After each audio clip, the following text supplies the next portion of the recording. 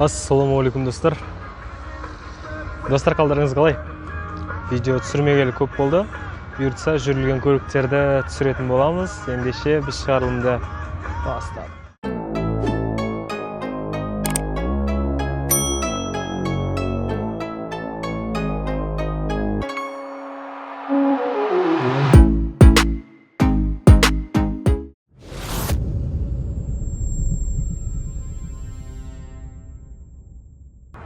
Но бізде Hyundai Tucson.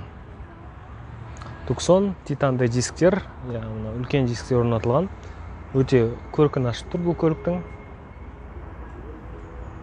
Жалпы көліктің ішіне назар аударайық. Көлік автоматта қапталған. 2020 жылғы 31.600 км жүрген, қозғалыш көлемі 2.0 автомат. Толық жетекті, бензинмен жүреді. 12.890.000 теңге. Лобовойы треснутый.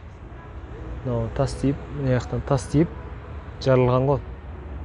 Кішкене ауыстыру керек болады енді бұны. 12.890.000. Land Rover Discovery Sport титанды дисктер. Жалпы көліктің іші былғардан жасалған. Жақсы жағдайда. 2015 жылғы 106.300 км жүрген. Қозғалыш көлемі 2.0 автомат. Толық жетекті, бензинмен жүреді. 11.900.000 теңге.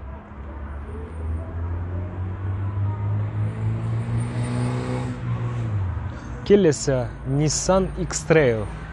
Nissan X-Trail титанды дисктерде, үстінде панорамасы бар, рейлингтары бар. Іші велюрдан жасалған. Жоқ, матадан жасалған екен, іші велюр емес. Алдыңғы терезесінің жылытқыштары бар. Яғни қыста қар мұз болып қалмас үшін жылытқышты қосып қоя саласыздар. 2016 жылғы 87.000 км жүрген, қозғалыш көлемі 2.0 автомат. Толық жетекті, бензинмен жүреді. Жалпы бағасы 9.610.000 теңге. Бесключевой доступ бар екен. Яғни қалтаңызда кілтті сап қойып, жақындап есікті ашатын кнопканы бассаңыз, есік ашылады. Мынау бізде қатты әдемі көлік деп айтамаймын. Кішкене түрі жараспай қалғанда көлік. Егер осындай көлік, енді о вкусах не спорят қой. Жалпы көліктің іші матадан жасалған, қызыл түсті. Sanyang Action 2011 жылғы 184.500 км жүрген, қозғалыш көлемі 2.3 автомат, бағасы 4.150.000 теңге. Толық жетекті, бензинмен жүреді. Келесі көлік. Біздегі мынау көлік. Қазір Havail деген көлік шығып жатыр ғой. Дизайн жағынан маған өте ұнайды осы көлік. Айдалған көлік екен бұл. Қанша айдалған сенбейсіздер, қазір айтсам. 19-шы дисктер орнатылған, іші жап жаңа көліктің. Бетіндегі пленка шешіліп үлгермеген, іші матадан жасалған. Көлік 2021 жылға 59 км жүрген. Қозғалыш көлемі 2.0 автомат. Толық жетекті, бензинмен жүреді, бағасы 12.090.000 теңге. Шыққанда, қалған бір айналғанда, болды мынау көлік болмайды екен деп өткізіп жүрген сияқты.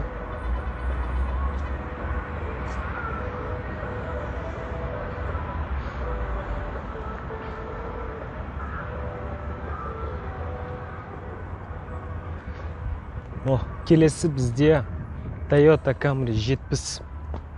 70-тің SE Edition'ы сияқты жасалған екен.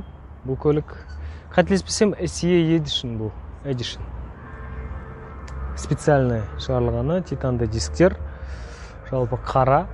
Алдындағы обвесінде қарасақ, артындағы фараларында қарасақ, SE Edition'ға ұқсап тұр. іші былғардан жасалған көліктің. Жалпы жақсы жағдайда.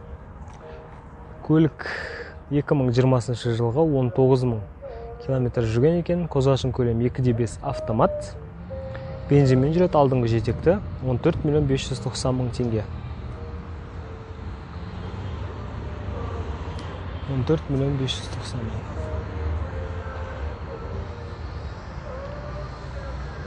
28.800.000-ға 16 жылға. Kia Rio қызыл түсті. Титанды дисктер.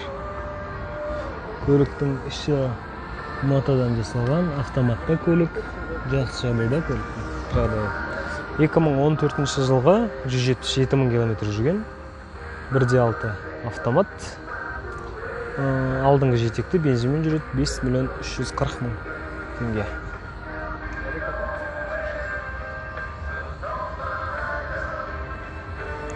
Но бізде Renault Sandero Stepway. Титанды дисктер, бірақ ескірген. Мына жерлер сырылған. Не үшін екенін білмеймін, қалай сырғанын білмеймін. Іші матадан жасалған, автоматты көлік. 2014 жылғы 119.000 километр жүрген. 1.6 автомат хэтчбек шанағында. Бензинмен жүреді. Бағасы 3.990.000 теңге. Сұрт түстісі.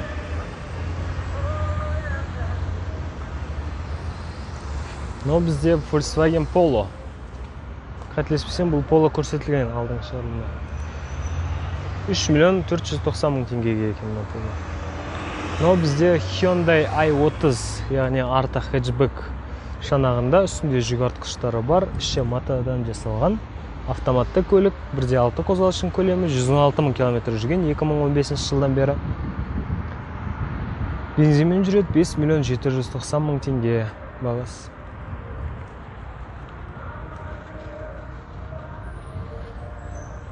Но бізде Lada Granta 2020 жылға, жалпы жай балондар, бетіне қалпақ кигізілген, 8.200 километр жүрген. Іші матадан жасалған, механикада 1.6 қозғалыштың көлемі, бензинмен жүреді, 4.090.000 теңге.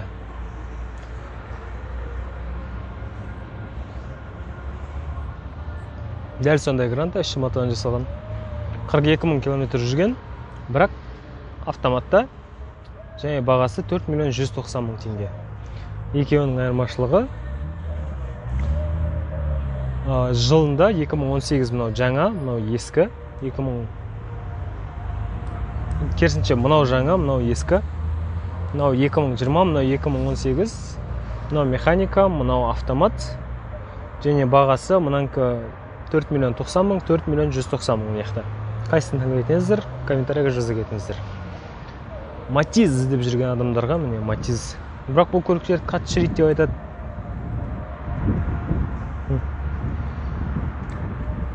Саусақ тыққанға ма деймін де. Үстіп ашық қалдырып көпті. Жалпы көліктің іші көрініп тұр. Беті қапталған көліктің 2013 жылға 207.000 километр жүрген екен. Қозғалыштың көлемі 0.8 механика, хэтчбек. Бензинмен жүреді, 1.550.000 теңге. Кішкене қымбаттау сияқты. Но бізде Hyundai Accent 2015 жылға 66.200 километр жүрген. Жалпы сыртына қарасаң өте жақсы жағдайда сияқты. Іші матадан жасалған, автоматта, 1.6 қозғалыштың көлемі, алдыңғы жетекті бензинмен жүреді, бағасы 5.430.000 теңге. 2015 жылдан бері 66.000 жүрген екен. Мынау бізде Renault Captur. Титанды диск өзінің дисктерінде. Жалпы мынау защитасы бар. Іші былғардан жасалған көліктің. Көлік 2017 жылдан бері 134.000 километр жүрген. Қозғалыштың көлемі 2.0 автомат. Толық жетекті бензинмен жүреді, бағасы 6.890.000 теңге. Kia Ceed. Яғни мындай хэтчбек шанағындағы Kia. Титанды дисктер 2013 жылғы 100.000 километр жүрген. Автоматта көлік, алдыңғы жетекті. Бензинмен жүреді, бағасы 5 миллион 790 мың теңге. Мынау бізде Toyota Camry. Toyota Camry. Титанды дисктер, беті қапталған көліктің. Жалпы Toyota Camry 2015 жылғы, Toyota Camry 55 127 600 км жүріп тастапты 2015-тен бастап. Қозғалышының көлемі 2.5 автомат. Алдыңғы жетекті комплектация 2.5-тің ең толығы Россияда жиналған 9 миллион 890 мың теңге бағасы. Жалпы қарап көрсеңіздер болады осы Camry'да 55-ті.